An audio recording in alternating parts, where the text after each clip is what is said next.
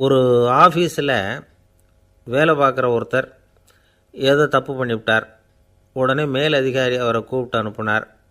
நீ செஞ்சது தப்புன்னார் கோபமாக. இது ஒரு ரகம். சில அதிகாரிகள் இப்படி நீங்கள் செஞ்சது தப்புன்னு சொல்கிறதில்ல, நீங்கள் செஞ்சது சரி அப்படின்னு சொல்கிறதில்ல.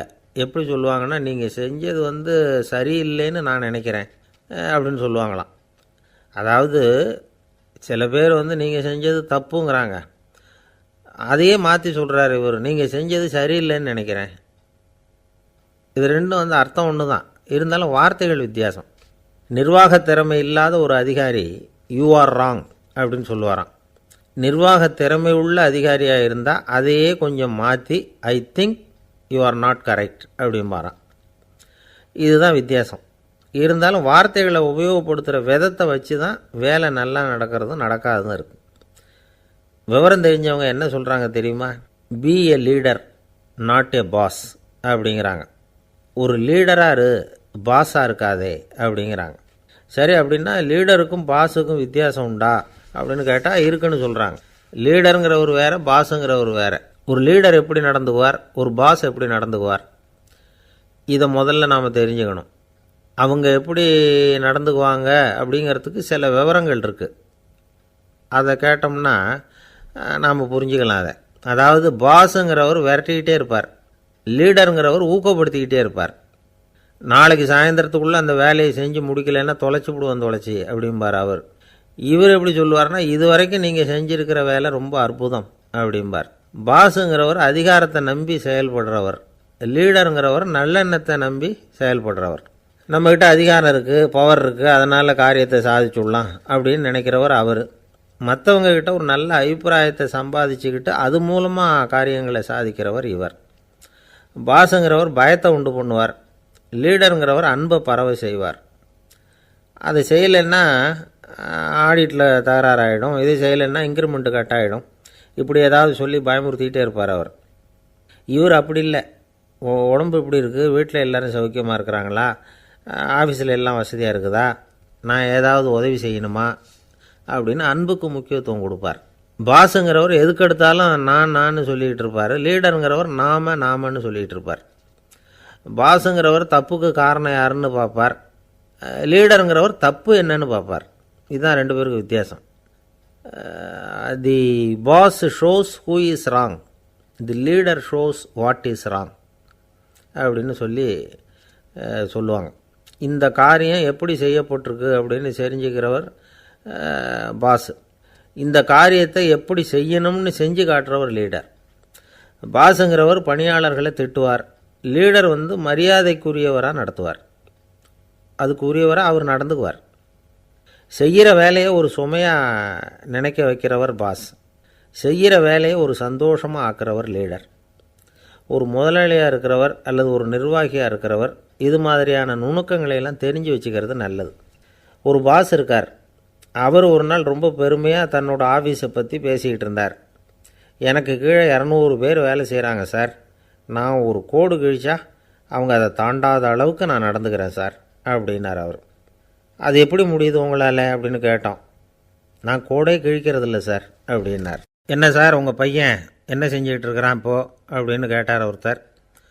அடிக்கடி கண்ணாடி முன்னாடி நின்று அழகு பார்த்துக்கிட்டு இருக்கிறான் சார் அப்படின்னார் அப்பா. இளம் பருவம் இப்படி தான் இருக்கும், அதையெல்லாம் சாதாரணமாக நினச்சிடாதீங்க அப்படின்னார் அவர். என்ன சார் சொல்கிறீங்க, கண்ணாடி முன்னாடி நின்றுக்கிட்டு நேரத்தை வீணாக்கிக்கிட்டு இருக்கான், அதை ஒரு பெரிய விஷயமாக நான் நினைக்கணுமா அப்படின்னார் இவர். இளம் பருவத்தில் இளைஞர்களுக்கும் சின்ன பொண்ணுங்களுக்கும் அடிக்கடி கண்ணாடியில் பார்க்கணும்னு தோணும். அது வெறுமனே அழகு பார்க்குறது மட்டும் இல்லை, அவங்க தங்களையே தேடி கண்டுபிடிக்கிற ஒரு முயற்சி அது. இது ஒரு மனோதத்துவ விளைவு. இது வரைக்கும் சின்ன பிள்ளையாக இருந்துட்டோம், இனிமேல் நாமளும் மற்றவங்க மாதிரி மனிதர்கள் தான் அப்படிங்கிற உணர்வு அவங்களுக்கு வருது. தங்களோட முகம் எப்படி இருக்குது, அழகு எப்படி இருக்குது, உடம்பு நேரம் எப்படி இருக்குது, முடி எப்படி இருக்குது அப்படிங்கிறதையெல்லாம் கண்டுபிடிக்கிறாங்க. அதுக்கப்புறம் இன்னொரு ஆணோ பொண்ணோ தன்னை கவனிக்கணும் அப்படின்னு நினைக்கிறாங்க. இதெல்லாம் மனோதத்துவ உண்மைகள், இதெல்லாம் இயற்கை. இதை பார்த்துட்டு பெற்றவங்க பிள்ளைங்க கெட்டு போட்டாங்க அப்படின்னு நினைக்கக்கூடாது, அவங்கள திட்டிக்கிட்டே இருக்கக்கூடாது. இன்றைக்கி பல குடும்பங்களில் இதுதான் நடந்துக்கிட்டு இருக்குது. மனுஷ வாழ்க்கையிலேயே இப்படியும் இல்லாத அப்படியும் இல்லாத ஒரு பருவம் இளம் பருவம். 13லேருந்து 19 வயசுக்கு உட்பட்ட ஆண்கள் பெண்கள் இந்த வகையை சேர்ந்தவங்க, டீனேஜ் குரூப். இவங்கள சின்னவங்கன்னு நினச்சிட முடியாது, பெரியவங்கன்னு நினச்சிட முடியாது. இவங்க ரொம்ப சென்சிட்டிவ். சமூகம் நினச்சா இவங்களை நல்லவங்களாகவும் ஆக்கலாம், கெட்டவங்களாகவும் ஆக்கலாம். கொஞ்சம் அக்கறை எடுத்துக்கிட்டால் பெரிய பெரிய மேதைகளையும் விஞ்ஞானிகளையும் உருவாக்கலாம். ஆனால் நடக்கிறது என்ன தெரியுமா? அநேகமாக இவங்களை யாருமே சரியாக புரிஞ்சுக்கிறது இல்லை, இவங்களை சரியாக நடத்துறதும் இல்லை. இது வரைக்கும் நாம் சொல்கிறத கேட்டுக்கிட்டு இருந்தான், இப்போல்லாம் அவன் இஷ்டத்துக்கு நடக்க ஆரம்பிச்சுட்டான் அப்படின்னு வருத்தப்படுற பெற்றோர்கள் அதிகம். இது வருத்தப்படுற விஷயம் இல்லை, சந்தோஷப்பட வேண்டிய விஷயம். உங்கள் புள்ள சொந்தமாக யோசிக்க ஆரம்பிக்கிறதும் நடந்துக்க ஆரம்பிக்கிறதும் ஒரு தப்பான விஷயமா? அவன் கடைசி வரைக்கும் உங்கள் பேச்சையே கேட்டுக்கிட்டு இருக்கணுங்கிறது என்ன நியாயம்? இன்றைக்கி இளைஞர்களை பெரியவங்க தப்பாக புரிஞ்சுக்கிட்டு தவறாக நடத்துறதுனால தான் அவங்களுக்கு வெறுப்பு, எரிச்சல், மனக்கசப்பு எல்லாம் உண்டாகுது. பெற்றவங்க சரியாக மதிக்கிறது இல்லை அப்படிங்கிற ஒரே காரணத்தினாலேயே வீணாக போகிற பிள்ளைங்க இன்றைக்கி அதிகம். சரி, பெற்றவங்களுக்கு இன்றைக்கி என்ன தான் புத்தி சொல்ல வர்றீங்க அப்படின்னு கேட்குறீங்களா? நாம் எதையும் சொல்ல வரல, ஆனால் அது சம்பந்தமான சில நிபுணர்கள் சொல்லியிருக்கிறத உங்கள் காதில் போட்டு வைக்கலாம். அது என்னென்னா, பிள்ளைங்க கிட்ட அன்பு செலுத்துங்க. குழந்தையாக இருந்தப்போ எவ்வளவு பாசமாக இருந்தீங்க, வளர வளர அதை ஏன் குறைச்சிக்கிறீங்க? பெற்றவங்களின் அன்பான வார்த்தைகளுக்கு ஏங்குறவங்க தான் இன்றைய இளைஞர்கள். அவங்க எதை சொன்னாலும் அதை அக்கறையாக காது கொடுத்து கேளுங்க, அலட்சியப்படுத்தாதீங்க. அவங்க விரும்புகிறது உங்கள்கிட்டேருந்து ஒரு மதிப்பு, மரியாதை, அங்கீகாரம், இவ்வளவுதான். அவங்க அவங்களாவே முடிவுகள் எடுக்கட்டும், அதுக்கு நீங்கள் உதவியாக இருங்க, அது போதும். மற்றவங்க முன்னாடி, முக்கியமாக அவங்க நண்பர்கள் முன்னாடி அவங்கள பற்றி மட்டமாக பேசாதீங்க. அவங்கக்கிட்ட பொய் சொல்லக்கூடாது. நீங்கள் சொன்னது பொய்ன்னு தெரிஞ்சு போச்சுன்னா உங்கள் பேரில் அவங்களுக்கு இருக்கிற மதிப்பு போயிடும், நம்பிக்கை போயிடும். அவங்களுக்கு முன்னாடி நீங்கள் சண்டை போடக்கூடாது. உங்கள் பிள்ளைய எப்பவும் இன்னொரு பிள்ளையோட ஒப்பிட்டு பேசுகிற வேலையே வேணாம். கூட பிறந்த மற்றவங்களோட கூட ஒப்பிடக்கூடாது. இப்படி செஞ்சால் அவன் உங்ககிட்டையும் பிரியமாக இருக்க மாட்டான், அவங்ககிட்டையும் பிரியமாக இருக்க மாட்டான். புள்ள எங்கே போகிறான், என்ன பண்ணுறான் அப்படின்னுலாம் துப்பறிஞ்சிக்கிட்டு இருக்கக்கூடாது. இளைஞர்கள் தனிமையை விரும்புகிறவங்க. அவங்கள பெட்டியில் வச்சு மூடி பாதுகாக்கணும்னு நினைக்கக்கூடாது. அவங்கள எப்படி பாதுகாக்கிறது அப்படிங்கிறது அவங்களுக்கே தெரியும். உங்கள் புள்ள எப்படி நடந்துக்கணும்னு நீங்கள் எதிர்பார்க்குறீங்களோ அது மாதிரி நீங்கள் நடந்து காட்டுங்க, அது போதும். ஒரு வீட்டில் அப்பாவும் அம்மாவும் பேசிக்கிட்டு இருக்கிறாங்க. என்னங்க, நம்ம பொண்ணு பெரியவளாயிட்டா, அடிக்கடி கண்ணாடி முன்னாடி போய் நின்றுக்கிட்டு இருக்கிறா, சீக்கிரமாக ஒரு பையனை பார்த்து கல்யாணத்தை முடிக்காமல் இப்படி மசன்னு கல் மாதிரி உட்காந்துருக்குறீங்களே அப்படின்னு சத்தம் போட்டாங்க அந்த அம்மா. அவசரப்படாத, பார்க்குறதுக்கு கண்ணுக்கு அழகாக லட்சணமாக புத்திசாலியாக ஒரு பையன் கிடைக்க வேணாமா, அதுதான் பார்த்துக்கிட்டு இருக்கிறேன் அப்படின்னார் அப்பா. இதுக்கு அந்த அம்மா சொல்கிறாங்க, எங்கள் அப்பா இப்படியெல்லாம் நினச்சிக்கிட்டு இருந்திருந்தா எனக்கு கல்யாணமே ஆயிருக்காது தெரியுமா அப்படின்னாங்களாம். 1816 வருஷம் செப்டம்பர் மாதம் 11 பிரான்ஸ் தேசத்தில் உள்ள ஒரு மருத்துவமனை. அங்கே ஒரு இளம் டாக்டர் கொஞ்ச நாளைக்கு முன்னாடி தான் அந்த ஆஸ்பத்திரியில் புதுசாக வேலைக்கு சேர்ந்துருக்கிறார். அவர் பேர் ரெனே லெனக். அவர் அன்னைக்கு காலையில் அந்த மருத்துவமனையில் அப்படியே ரவுண்ட்ஸ் வந்துக்கிட்டு இருக்கிறார். வார்டில் ஒரு படுக்கையில் ஒரு இளம்பெண் படுத்திருக்கிறா. அந்த பொண்ணுக்கு இருதய நோயாக இருக்கலாம்ங்கிறது மற்ற டாக்டர்கள் சந்தேகம். அந்த காலத்துல எல்லாம் ஒருத்தருடைய இருதய துடிப்பை தெரிஞ்சுக்கணும்னா நோயாளியின் மார்பில் டாக்டர் காதை வச்சு பார்த்து தான் தெரிஞ்சுக்கிறது வழக்கம். ஆனால் இந்த பெண்ணும் இளம்பெண், அந்த டாக்டரும் புதுசாக சேர்ந்துருக்கிறவர். அதனால் பரிசோதனை பண்ண தயங்கினார். கொஞ்ச நேரம் யோசனை பண்ணார். திடீர்னு ஒரு ஞாபகம் வந்தது அவருக்கு. அதாவது அன்றைக்கி விடியற் காலையில் தோட்டத்தில் அப்படி வாக்கிங் போயிட்டு இருந்தப்போ சின்ன பசங்கள்லாம் ஒரு மரக்கட்டையை வச்சு விளையாடிக்கிட்டு இருந்தாங்களாம். அதை இவர் பார்த்துருக்கிறார். அது என்ன விளையாட்டுனா, ஒரு நீளமான மரப்பலகை, அதில் ஒரு முனையில் ஒரு பையன் தன்னுடைய காதை வச்சுக்கிட்டு இருக்கிறான், மறுமுனையில் இன்னொரு பையன் அந்த மரப்பலகையை ஒரு ஆணியால் கீறிக்கிட்டு இருக்கிறான். ஒரு முனையில் ஆணியால் கீறும் பொழுது மறுமுனையில் காதை வச்சிருக்கிற பையனுக்கு அந்த சத்தம் துல்லியமாக கேட்குது. அந்த டாக்டருக்கு காலையில் பார்த்த இந்த விளையாட்டு ஞாபகத்துக்கு வந்துட்டுது. உடனே என்ன பண்ணார் தெரியுமா? ஒரு நீளமான காகிதத்தை எடுத்தார், அதை அப்படியே உருளை மாதிரி உருட்டினார். ஒரு முனையை அந்த நோயாளியின் மார்பில் இடது பக்கம் வச்சார், இன்னொரு முனையில் தன்னுடைய காதை வச்சார். என்ன ஆச்சரியம்! நோயாளியின் மார்பில் நேரடியாக காதை வச்சு கேட்குறத விட துல்லியமாக கேட்டுது இதய துடிப்பு. இதய துடிப்பு மட்டும் இல்லை, மூச்சு இழுத்து விடுறது, திரவ பொருள்களின் அசைவு, எல்லா சத்தமும் தெளிவாக கேட்குது. கிரேக்க மொழியில் ஸ்டெத்தாஸ் அப்படின்னா மார்பு, ஸ்கோப்பின் அப்படின்னா பார்ப்பதுன்னு அர்த்தம்.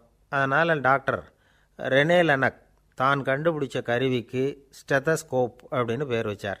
அவரே முதல் மாடலையும் செஞ்சார். அளவு ரொம்ப பெருசாக இருந்தது. சுலபமாக எடுத்துகிட்டு போகிறது கஷ்டம், அது அவ்வளோ கஷ்டமாக இருந்தது அது. அதனால் அவரே அதை அப்புறம் 2 பிரிவாக தயார் பண்ணார். இது 2 துண்டையும் டாக்டர் தன்னோட கோட்டு பாக்கெட்டில் வச்சுக்கலாம், தேவைப்படுறப்ப எடுத்து ஒன்றா சேர்த்துக்கலாம். இப்படி தான் அவர் ஆரம்பத்தில் பண்ணார். தன்னுடைய இந்த கண்டுபிடிப்பை பற்றி அவர் ஒரு புத்தகம் எழுதினார். நிறைய விற்றுது, புகழும் பணமும் சேர்ந்தது. பணமும் புகழும் வந்து சேர்ந்தது மாதிரியே அவருக்கு ஒரு நோயும் வந்து சேர்ந்தது.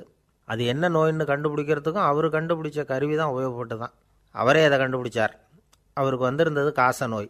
1826 வருஷம் ஆகஸ்ட் மாதம் 13 உலகத்தின் முதல் ஸ்டெதஸ்கோப்பை கண்டுபிடிச்ச டாக்டர் ரெனே லெனக் காலமானார். அவர் சாகிறதுக்கு முன்னாடி மரத்தால் செஞ்சு வச்சுருந்த ஸ்டெதஸ்கோப்பை தனக்கு வேண்டியப்பட்ட ஒரு டாக்டர்கிட்ட கொடுத்து, என்னுடைய சொத்துக்கள்லேயே ரொம்ப வசந்தது அப்படின்னு சொன்னாராம். அதுக்கப்புறம் 3 வெள்ளைக்காரங்க சேர்ந்து இந்த கருவியில் சில மாற்றங்களை பண்ணாங்க. ஆனால் 1829 லண்டனில் டாக்டர் நிக்கோலஸுங்கிறவர் ஒரு காதால் இதய துடிப்பை கேட்குறத விட டாக்டர் 2 காதாலையும் கேட்குறது தான் சரியாக இருக்கும் அப்படின்னு ஒரு கருத்தை வெளியிட்டார். அதுக்கப்புறம் ரொம்ப காலம் கழித்து 1852 ஜார்ஜ் காமான் அப்படிங்கிறவர் ரப்பர் டியூப்களை உபயோகப்படுத்தி 2 காதாலையும் கேட்குற மாதிரி ஒரு புதிய வடிவத்தை அதுக்கு கொடுத்தார். அதுக்கு பிறகு அது படிப்படியாக எவ்வளவோ மாற்றங்கள் இருந்தாலும் ஆரம்பத்தில் டாக்டர் ரெனே லெனக் உருவாக்கின அடிப்படை மாடலை யாரும் மாற்றி அமைக்கலைங்கிறது தான் முக்கியமான விஷயம். நமக்கு தெரிஞ்ச ஒரு ஆஸ்பத்திரி, அதில் ஒரு நோயாளி, காலை நேரத்தில் நர்ஸு அந்த பக்கமாக போய்கிட்டு இருந்தாங்க. அதை பார்த்துட்டு ஒரு நர்ஸுன்னு கத்துறார். நர்ஸு அவசரமாக ஓடி வந்து என்ன விஷயம்னு கேட்டாங்க. சிஸ்டர், இங்கே பாருங்கள், உங்கள் டாக்டரை என் நெஞ்சில் அவர் காதை வச்சு கேட்டுக்கிட்டு இருக்கிறார் அப்படின்னார் நோயாளி. சிஸ்டர் பதட்டப்படாமல், அதனால் என்ன, இந்த டாக்டர் பழமையான விஷயங்களில் ரொம்ப நம்பிக்கை உள்ளவர், அதனால் ஸ்டெதாஸ்கோப்பை உபயோகப்படுத்தாமல் காதை வச்சு கேட்குறார், அது ஒன்றும் தப்பு இல்லை அப்படின்னாங்களாம். ஐயோ, அதுக்காக இல்லை சிஸ்டர், இவர் என் நெஞ்சு மேலே தலையை வச்சது நேற்று ராத்திரி 9 மணி, இப்போ விடிஞ்சு போச்சு, இன்னமும் தலையை எடுக்கவே இல்லை, அதுக்காக தான் சந்தேகப்பட்டு உங்களை கூப்பிட்றேன். அரேபிய நாடு, அங்கே ஒரு ஆட்சி தலைவர், அரேபிய நாட்டு ஆட்சி பொறுப்பை ஏற்றுக்கிட்டவர். அவர் வந்து ஆட்சி பொறுப்பை ஏற்றுக்கிட்ட பிறகு ஒரு நாள் ஒரு தெருவில் நடந்து போய்கிட்டு இருந்தார். அவர் தோளில் ஒரு பெரிய துணி மூட்டை, அதை சுமந்துக்கிட்டு கடத்தெருவை நோக்கி அவர் போய்கிட்டு இருக்கிறார். வழியில் அவரை சந்தித்தார் உமர். அவர் கேட்டார், கலீஃபா அவர்களே, எங்கே புறப்பட்டுட்டீங்க அப்படின்னு கேட்டார். கலீஃபான்னா ஆட்சி தலைவர்னு அர்த்தம். இதுக்கு அவர் சொன்னார், நான் வந்து துணி வணிகம் செய்கிறவன், அதனால் துணி வியாபாரம் செய்கிறதுக்காக போயிட்டுருக்கிறேன்னார். நீங்கள் இப்போ இந்த நாட்டுக்கு ஆட்சி தலைவர், ஆட்சி பொறுப்பில் இருக்கிறீங்க, நீங்கள் வியாபாரம் செய்ய போட்டால் அரசு பணிகளை செய்கிறது யார் அப்படின்னு கேட்டார் அவர். நான் அரசு பணிகளை மட்டுமே செஞ்சுக்கிட்டு இருந்தா என் குடும்பத்தை காப்பாற்றுறது யார் அப்படின்னு கேட்டார் அவர். இப்படி கேட்டவர் யார் தெரியுமா? அவர் தான் அபூபக்கர், இறை தூதர் முகமது அவர்களுக்கு பிறகு கலீஃபாவாக தேர்ந்தெடுக்கப்பட்டவர். அப்போலாம் ஆட்சி தலைவர்களுக்கு சம்பளம்னு எதுவும் கிடையாது. இந்த பிரச்சனையை எப்படி தீர்க்கிறதுன்னு யோசனை பண்ணார் உமர். அபு உபைதா அவர்கள்கிட்ட அழைச்சிட்டு போனார். அவர் யாருன்னா, அவர் தான் பொது நிதி கருவூலத்தின் பொறுப்பாளர். அவர்கிட்ட பிரச்சனையை சொன்னார். இது மாதிரி ஆட்சி தலைவருக்கு பொது நிதியிலிருந்து ஊதியம் அளிக்க முடியுமான்னு கேட்டார். பொது நிதி விதிகளின்படி அதுக்கு சாத்தியம் இல்லைன்னு சொல்லிவிட்டார் அவர். சரி, வேற ஏதாவது வழி இருக்குதான்னு கேட்டார் உமர். அபு உபைதா கொஞ்சம் யோசனை பண்ணி பார்த்தார். அப்புறமா சொன்னார், மக்காவிலிருந்து மதீனாவுக்கு குடிபெயர்ந்து வந்த அகதிகளுக்கு நிதி உதவி அளிக்கிறதுக்கு விதிகளில் இடம் இருக்கு. அப்படி பார்த்தா அபூபக்கரும் அகதி தானே, அதனால் எல்லா அகதிகளுக்கும் கொடுக்கறது மாதிரியே அவருக்கும் ஒரு தொகை அளிக்கலாம்னார். கலீஃபா அபூபக்கருக்கு இந்த அகதி உதவி தொகையைத்தான் கொடுத்துட்டு வந்தாங்களாம். குடும்ப செலவுக்கு அது போதுமானதாக இல்லை. இருந்தாலும் கலீஃபாங்கிறதுக்காக மற்ற அகதிகளை விட அதிகமாக தொகையை பெற அவர் விரும்பலை. மார்பு பக்கம் கிழிஞ்சிருந்த ஒரு மேலாடையை தான் அவர் அணிஞ்சிருந்தார். அவருடைய துணைவியார் அஸ்மா, அவங்க ஒரு நாள் தேன் அருந்த ஆசையாக இருக்குன்னாங்களாம். நமக்கு கிடைக்கிற ஊதியம் குடும்ப செலவுக்கே போதுமானதா இல்லையே, இந்த நிலையில் தேன் வாங்கிறதுக்கு காசுக்கு நான் எங்கே போவேன்ருக்கார் அவர். கொஞ்ச நாள் கழித்து அவங்க ஒரு தொகையை அவர்கிட்ட கொடுத்து தேன் வாங்கிட்டு வர சொன்னாங்களாம். இவருக்கு ஆச்சரியம், ஏது இந்த பணம்னு கேட்டிருக்காரு. நீங்கள் தினமும் குடும்ப செலவுக்காக கொடுத்துக்கிட்டு வந்த பணத்தில் கொஞ்சம் கொஞ்சமாக மிச்சப்படுத்தி வச்சேன்னாங்களாம். அபூபக்கர் அந்த பணத்தை எடுத்துக்கிட்டு நேராக பொது நிதி கருவூல பொறுப்பாளர்கிட்ட போனார். இந்த பணத்தை பொது நிதியில் சேர்த்துருங்க, இது அதிகப்படியாக எனக்கு தரப்பட்டு வந்த ஊதியம், அடுத்த மாதத்துலேருந்து இந்த தொகையை குறைச்சிங்கன்னு வேற சொல்லிவிட்டாராம். பசியை தணிக்க தேவையான அளவு உணவு, ஒரு ஜோடி உடை, இதை தவிர கூடுதலாக மக்கள் பொது நிதியிலிருந்து வாங்கிக்கிறதுக்கு என் குடும்பத்தாருக்கு உரிமை இல்லை அப்படின்னு சொல்லி கண்டிப்பாக சொல்லிவிட்டாராம். அவர் வாங்கிட்டு வந்த இந்த குறைந்த ஊதியம் கூட அவர் மனசை உறுத்திக்கிட்டே இருந்தது. கடைசி நேரம் அவர் தம்முடைய மகள் ஆயிஷா அவர்களை அழைச்சார். மகளே, இதுவரைக்கும் பொது நிதியிலிருந்து நான் வாங்கிட்டு வந்த தொகை என்னுடைய இதயத்தில் பாரமாக அழுத்திக்கிட்டு இருக்கு. என் தோட்டத்தை விற்று அதில் வர்ற பணத்திலேருந்து நான் இதுவரைக்கும் வாங்கிட்டு வந்த ஊதிய தொகையை கணக்கு போட்டு பொது நிதியில் சேர்த்துவிடு அப்படின்னாராம். பதவி ஏற்கிறதுக்கு முன்னாடி தன்கிட்ட இருந்ததை விட இப்போ கூடுதலாக என்ன சொத்து இருக்குன்னு பார்த்துருக்கார். ஒரு ஒட்டகம், ஒரு கோப்பை, ஒரு பணியாள். இதையும் அடுத்தபடியாக கலீஃபாவா வர்றவர்கிட்ட ஒப்படைச்சிருங்க அப்படின்னு விட்டாராம்.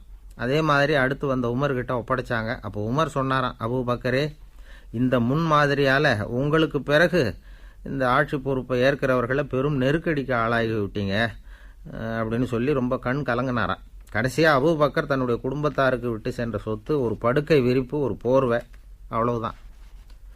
இது சிந்திக்க வேண்டிய ஒரு செய்தி. ஒரு ஊரில் ஒரு மன்னர் இருந்தாராம். அமைச்சர் அவர்கிட்ட சொன்னாராம், மன்னா, நம்ம ராஜ்யத்தில் இனிமே லஞ்ச ஊழலே இருக்காதுன்னாராம். ஆஹா, அப்படின்னா ஊழல் பேர் வழிகளையெல்லாம் நாடு கடத்தியாச்சா அப்படின்னு கேட்டிருக்காரு மன்னர். இதுக்கு அவர், அப்படி இல்லைங்க, இனிமே கொடுக்கறதுக்கு ஜனங்கள்கிட்ட பணமே இல்லை. இந்த உலகத்தில் எல்லாருக்கும் மகிழ்ச்சி தரக்கூடிய ஒரு பொருள் எது? இது ஒரு முக்கியமான கேள்வி. இந்த கேள்விக்கு பொருத்தமான ஒரு பதிலை உங்களால் சொல்ல முடியுமா? அதாவது கொஞ்சம் யோசித்து பார்த்தா பணம்னு சொல்லலாமா? இப்போ கையில் காசு இல்லாதவங்ககிட்ட ஒரு 10 ரூபாயை கொடுத்தா அது அவனுக்கு சந்தோஷத்தை கொடுக்கும். ஏற்கனவே வருமான வரி பிரச்சனையில் சிக்கி இருக்கிறவர்கிட்ட இன்னும் கொஞ்சம் பணம் இந்தாங்கன்னு சொல்லி கொடுத்தோம்னா அது அவருக்கு சங்கடத்தை தான் கொடுக்கும். அதனால் அந்த கேள்விக்கு பணங்கிறது பொருத்தமான பதிலாக இருக்க முடியாது. கேள்வி என்னன்னா, இந்த உலகத்தில் எல்லாருக்கும் மகிழ்ச்சி தரக்கூடிய ஒரு பொருள் எது? சரி, இனிப்புன்னு சொல்லலாமா? ஏன்னா எல்லாருக்கும் இனிக்க தானே செய்யும். அதுலேயும் ஒரு சிக்கல் இருக்குது. சர்க்கரை வியாதிக்காரங்களுக்கு அது என்ன சந்தோஷத்தையாக கொடுக்கும்? ஆக எல்லாருக்கும் வேறுபாடு எதுவும் இல்லாமல் மகிழ்ச்சியை கொடுக்கக்கூடியது வேறு ஏதோ ஒன்று இருக்குது. அது என்னன்னு கண்டுபிடிக்கணும். அதுதான் இன்றைக்கி தகவல். இப்போ அதை கண்டுபிடிக்கணும்னா இந்த கதையை கேட்கணும். அது என்ன கதைன்னா, ஒரு ஊரில் ஒரு ராஜா இருந்தார். அவருக்கும் இதே சந்தேகம் வந்துட்டுது. அதாவது எல்லாருக்கும் இன்பம் தரக்கூடிய பொருள் எது அப்படின்னு. இதுக்கு பதில் தெரிஞ்சுக்கிறதுக்கு ஆசைப்பட்டார். சரி, அதுக்கு என்ன செய்யலாம்னு யோசனை பண்ணார். நாட்டு மக்களுக்கு பகிரங்கமாக ஒரு அறிவிப்பு கொடுத்தார். நம்ம நாட்டு மக்கள் இன்பம் தரக்கூடிய பொருள் எதுன்னு நினைக்கிறாங்களோ அதை கொண்டுக்கிட்டு அரண்மனையில் உள்ள கண்காட்சி மண்டபத்தில் வைக்கலாம். அப்படி அவங்க வைக்கிற பொருள்களில் எது எல்லாருக்கும் இன்பம் தரக்கூடியதாக இருக்குமோ அதை வச்சவருக்கு 1000 பொற்காசுகள் பரிசு அப்படின்னு அறிவிப்பு கொடுத்துட்டார். ஜனங்கள் இந்த அறிவிப்பை கேட்டாங்க. அதுக்கப்புறம் சும்மா இருப்பாங்களா? 1000 பொற்காசுன்னா சும்மாவா? அவங்க கையில் என்னென்ன கிடைச்சதோ அதையெல்லாம் கொண்டாந்து அரண்மனை காட்சி மண்டபத்தில் வச்சுட்டாங்க. அதுக்கப்புறமா ராஜா அங்கே வந்தார். ஒவ்வொன்றா பார்த்துக்கிட்டே வந்தார். முதல்ல ஒரு குயில் இருந்தது, இனிமையாக பாடக்கூடிய குயில். இந்த குயிலோட இன்னிசை எல்லாருக்கும் இன்பம் தரக்கூடியது தான். இருந்தாலும் காது கேட்காதவங்களுக்கு இந்த இசை எப்படி இன்பம் தர முடியும்? அதனால் இது சரியில்லைன்னு விட்டார். அடுத்தபடியாக போனார். அங்கே என்ன வச்சுருக்குறாங்கன்னு பார்த்தா ஒரு அழகான மயில் அங்கே தோகை விரித்து ஆடிக்கிட்டு இருக்குது. இந்த மயிலோட ஆட்டம் மனசுக்கு இன்பம் தரக்கூடியது தான். இருந்தாலும் பார்வை இல்லாதவங்க இந்த ஆட்டத்தை பார்த்து ரசிக்க முடியுமா? முடியாது. அதனால் இதுவும் சரியில்லை அப்படின்னு சொல்லிவிட்டார். அதுக்கு அடுத்தபடியாக போனார். பல வகையான இனிப்பு பண்டங்களை வச்சுருந்தாங்க. பார்த்தார், வயசானவங்களுக்கும் நோயாளிகளுக்கும் இது இன்பம் தராது, துன்பம் தான் கொடுக்கும் அப்படின்னார்.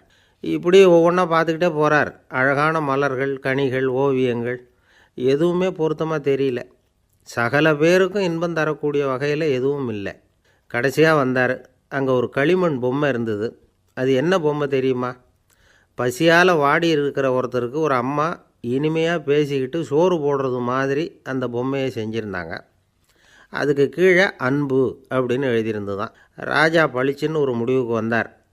அந்த பொம்மையை செஞ்ச சிற்பியை வரவழைச்சார், பரிசு கொடுத்தார். அன்பு ஒன்று தான் எல்லாருக்கும் இன்பம் அளிக்கக்கூடிய பொருள். காது கேட்காதவங்களும் அதை கேட்க முடியும், பார்வை இல்லாதவங்களும் அதை பார்க்க முடியும், குழந்தைகளும் அதை உணர முடியும் அப்படின்னு அதுக்கு விளக்கம் கொடுத்தார் அந்த மன்னர். இந்த உலகத்தில் எல்லாருக்கும் மகிழ்ச்சி தரக்கூடிய ஒரு பொருள் அன்பு தான். அதை புரிஞ்சுக்கிட்டு தான் சில கணவன்மார்கள் மனைவி பேரில் ரொம்ப அன்பை காட்டிக்கிறது வழக்கம். ஒரு வீட்டு வாசப்படி பக்கமாக மழைக்கு வந்து ஒதுங்கினார் ஒருத்தர். மழை தூறிக்கிட்டு இருந்தது, இருட்டு நேரம். அந்த வீட்டில் இருந்தவர், இன்றைக்கி ராத்திரி வேணும்னா இங்கேயே தங்கிட்டு காலையில் போங்க அப்படின்னார். உடனே இவர் சொன்னார், ரொம்ப நன்றிங்க, ஒரு 10 நிமிஷத்தில் இதை வந்துவிடுறேன் அப்படின்னு சொல்லிவிட்டு எங்கேயோ ஓடினார். 10 நிமிஷம் கழித்து திரும்பி வந்தார். ஆமாம், எங்கே போயிட்டு வந்தீங்கன்னு கேட்டார் வீட்டில் இருந்தவர். நேராக எங்கள் வீட்டுக்கு போய் மனைவிக்கிட்ட இன்றைக்கி ராத்திரி இங்கேயே தங்கிக்கிறேன்னு சொல்லிவிட்டு வந்துவிட்டேன் அப்படின்னார் அவர். அன்பில் இது ஒரு ரகம். ஆசைப்படுறதில்ல தப்பு இல்லை, ஆனால் அந்த ஆசை தேவைக்கு தகுந்த மாதிரி இருக்கணும். தேவைக்கு மீறிய ஆசைகள் இருக்குது பாருங்கள், அது தேவையில்லை. இந்த கருத்தை வலியுறுத்தது மாதிரி ஒரு கதை உண்டு. தேவேந்திரனுக்கு திடீர்னு வீடு கட்டணும்னு ஒரு ஆசை வந்து தான். வீடுன்னா நாம் கட்டுற மாதிரி இல்லை. தேவேந்திரன் வீடுன்னா சும்மாவா, ஒரு பிரம்மாண்டமான அரண்மனை கட்டணும். அது மாதிரி இந்த 3 லோகத்துலேயும் ஒரு அரண்மனை கிடையாது அப்படின்னு எல்லாரும் சொல்லணும். இது அவனோட ஆசை. உடனே தேவ தச்சரான விஸ்வகர்மாவை கூப்பிட்டான், உத்தரவு போட்டான். விஸ்வகர்மா தன்னுடைய உதவியாளர்களை எல்லாம் கூப்பிட்டு ஒன்றா சேர்த்துக்கிட்டார். படாத பாடுபட்டு ஒரு பெரிய அரண்மனையை கட்டி முடித்தார். கட்டி முடிக்க 1000 வருஷம் ஆச்சு. தேவேந்திரன் வந்து பார்க்குறான். அவனுக்கு திருப்தி ஏற்படலை. என்னுடைய அந்தஸ்துக்கு இது ரொம்ப சாதாரணமான கட்டிடம், இதை விட இன்னும் பெருசாக கட்டு அப்படின்னா. தேவ தச்சர் திணறி போயிட்டார். அவரால் அதுக்கு மேலே எதுவும் செய்ய முடியல. என்ன பண்ணுறதுன்னு யோசனை பண்ணார். நேராக நாரதர் காலில் போய் விழுந்தார். நீங்கள் தான் என்னை இந்த பிரச்சனையிலேருந்து காப்பாற்றணும்னார். நாரதர் யோசனை பண்ணார். சரி, கவலைப்படாதேன்னார். நேராக இந்திரங்கிட்ட போனார். இந்திரன் வந்து நாரதரை பார்த்த உடனே வாங்கன்னு கூட்டிகிட்டு போய் அரண்மனையை காட்டினான். இது மாதிரி ஒரு அரண்மனையை நீங்கள் வேறு எங்கேயாவது பார்த்துருக்குறீங்களா அப்படின்னு ரொம்ப பெருமையாக கேட்டான். நான் பார்த்ததில்ல, ஆனால் என்னை விட வயசில் மூத்தவர் மகரிஷி லோமேசர், அவர் ஒரு வேளை பார்த்துருக்கிறாரோ என்னமோ அப்படின்னார். உடனே அவரை மனசில் நினச்சி தியானம் பண்ணினார். அடுத்த கணம் லோமேசர் அங்கே வந்தார். இடையில் ஒரு சின்ன துண்டு, கையில் ஒரு கமண்டலம், தலையில் ஒரு பாய், அவ்வளவுதான் அவர்கிட்ட இருந்தது. எதுக்காக தலையில் எந்த பாய் அப்படின்னு கேட்டான் இந்திரன். என்ன மாதிரி அற்ப ஆயுள் உள்ள ஒரு ஜீவன் தனியாக வீடு கட்டிக்கிட்டு திண்டாடணுமா? இந்த பாய் தான் ஒரு வீடு மாதிரி எனக்கு நிழல் கொடுக்குது அப்படின்னார் அவர். என்னது, உங்களுக்கு வந்து அவ்வளவு கொஞ்சமான ஆயுளா அப்படின்னு ஆச்சரியத்தோடு கேட்டான் இந்திரன். ஆமாம், இதை பாரு, என்னுடைய மார்பில் ஒரு பொற்காசு அளவுக்கு ரோமம் உதிர்ந்துட்டுது. எப்போ என் உடம்புல உள்ள எல்லா ரோமமும் உதிர்ந்துருமோ அப்போ என்னுடைய ஆயுள் முடியும் அப்படின்னார். எப்போ அந்த ரோமங்கள் பூரா உதிரும்னு கேட்டான் இவன். ஒரு பிரம்மா மறைஞ்சதும் ஒரு ரோமம் உதிரும். என் உடம்புல உள்ள ரோமங்களின் எண்ணிக்கை எவ்வளவோ அவ்வளவு பிரம்மாக்கள் தோன்றி அவங்க ஆயுள் முடியும் பொழுது என் உடம்புல உள்ள ரோமங்கள் பூரா உதிரும் அப்படின்னார். அப்படின்னா ஒரு பிரம்மாவோட ஆயுள் எவ்வளவு காலம்னு கேட்டான். ஒரு பிரம்மாவுக்கு 100 தேவ வருஷம். ஒவ்வொரு தேவ வருஷத்துக்கும் 365 தேவ நாள். ஒவ்வொரு தேவ நாள்லேயும் ஒன்றை மாதிரி 14 இந்திரர்கள் தோன்றி மறைகிறாங்க அப்படின்னு மகரிஷி லோமேசர் சொல்கிறார். இதை கேட்டதும் இந்திரன் ஆடி போயிட்டான். அவ்வளவு ஆயுள் உள்ள இவரே அற்ப ஆயுள்னு சொல்கிறார்.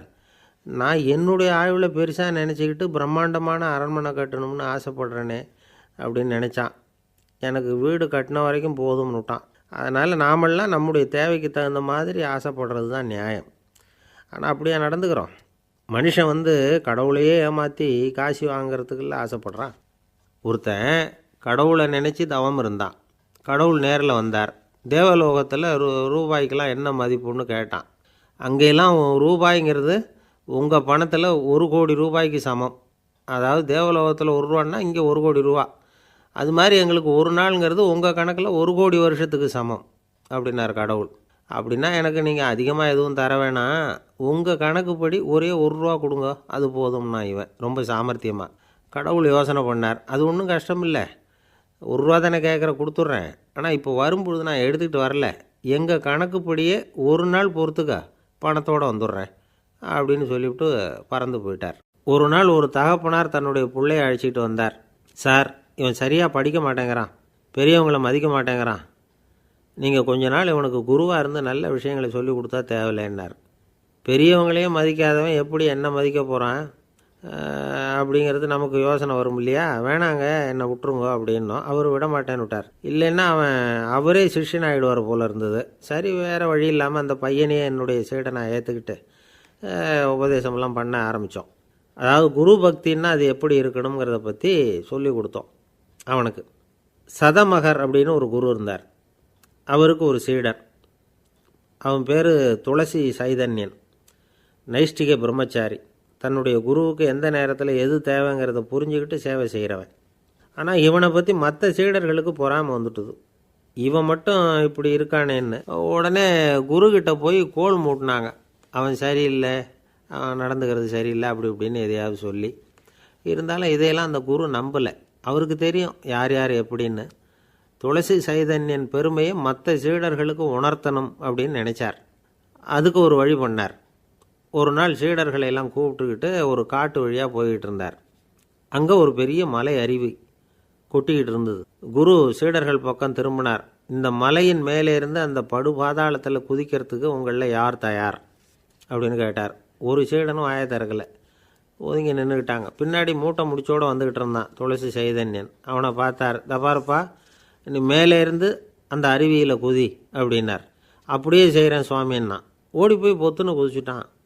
அடுத்த கணமே குருநாதர் தன்னுடைய யோக சக்தியால் பறந்து போய் அவன் கீழே விழுந்துடாமல் தாங்கி பிடிச்சி கொண்டுக்கிட்டு வந்துட்டார். மற்ற சீடர்களுக்கெல்லாம் ஒரு மாதிரி ஆயிட்டுது. அடுத்தபடியாக என்ன பண்ணலாம்னு யோசித்தாங்க இவனை மாட்டி விடுறதுக்கு.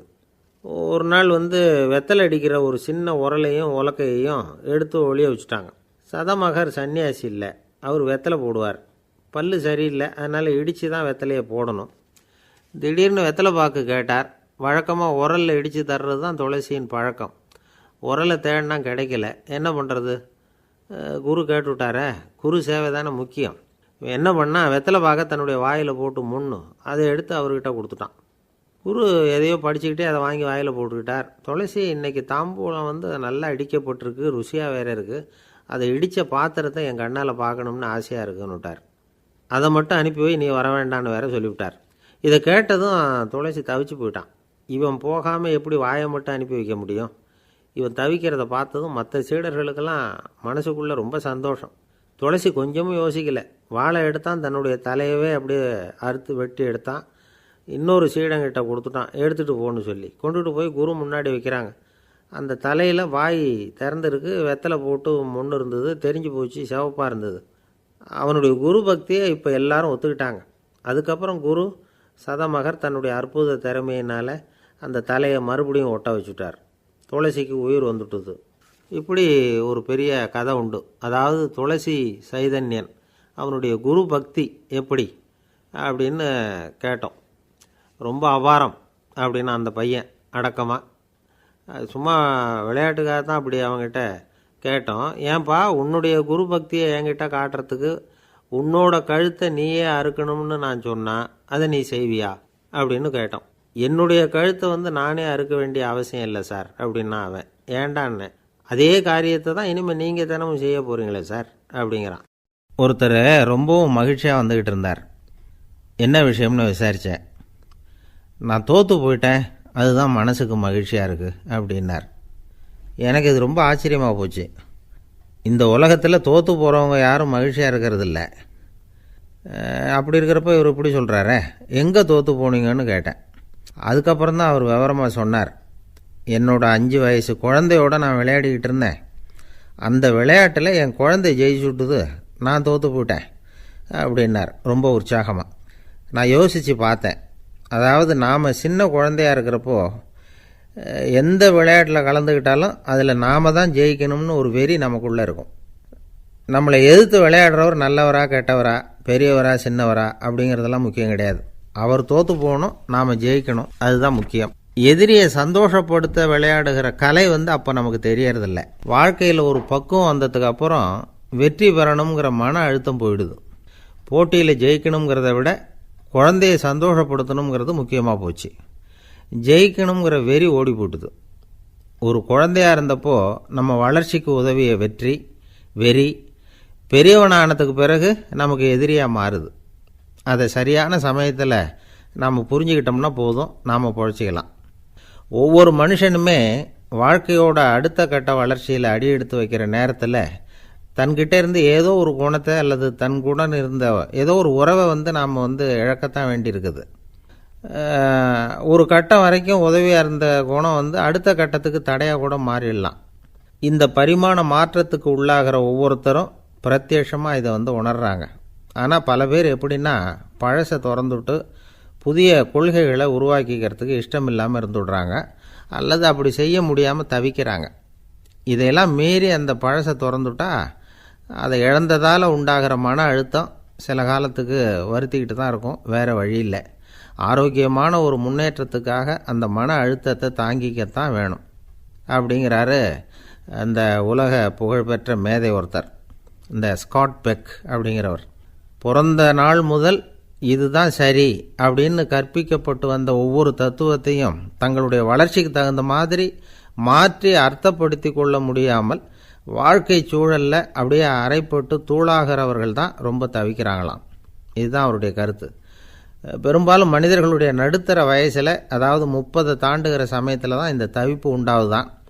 இதை தான் மேற்கத்திய நாடுகளில் அடிக்கடி மிட் லைஃப் கிரைசிஸ் அப்படின்னு சொல்கிறாங்க. அப்பப்போ பழசையெல்லாம் தொலைச்சி விட்டு புதுசாக பிறக்கிறதுக்கு கற்றுக்கணும். ஒவ்வொரு நிமிஷத்தையும் அந்த நிமிஷத்துக்கு ஏற்ற சித்தாந்தம் கொண்டவர்களாக சந்திப்போம் அப்படிங்கிறார் அந்த உளவியல் நிபுணர். இப்படி பழகிக்கிட்டால் வாழ்க்கை இன்பமயம், இல்லைன்னா தவிப்பு மயம்தான். பழசை தொலைக்க முடியாதவர்களில் எத்தனையோ பேர் உண்டு, எத்தனையோ ரகம் உண்டு. அதில் வேடிக்கையான நண்பர்களும் உண்டு. ஒருத்தர் நண்பர் வீட்டுக்கு போனார். அவர் ஏதோ இனிப்பு பலகாரம் கொடுத்து சாப்பிட சொல்லியிருக்கிறாங்க அவங்க வீட்டில். இவர் சாப்பிட்டு பார்த்துட்டு சொன்னார்,